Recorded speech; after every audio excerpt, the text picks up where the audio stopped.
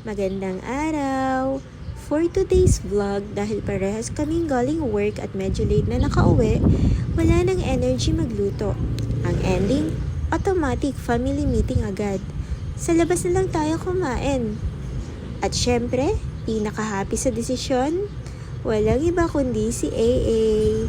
Habang nasa biyahe ang tanong ng bayan, saan ba tayo pupunta?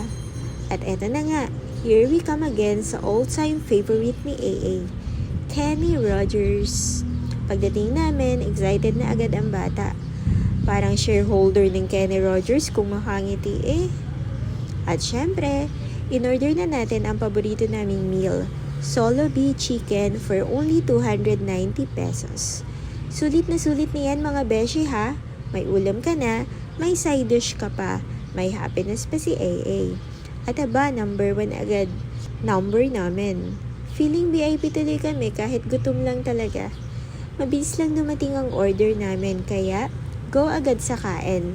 Syempre, hindi mawawala ang mga favorite side dishes. Chicken macaroni salad, potato, vegetables, balanced diet kunwari. At kapag kumakain kami sa labas, usually water lang iniinom namin. Maliban na lang kung may kasamang drinks ang meal. Practical tayo dito syempre. At si AA, diretso attack mode agad sa food.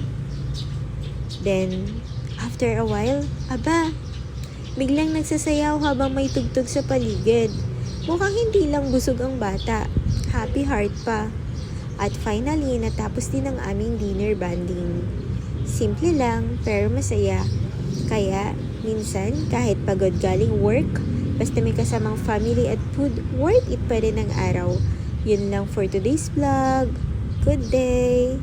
Thank you for watching!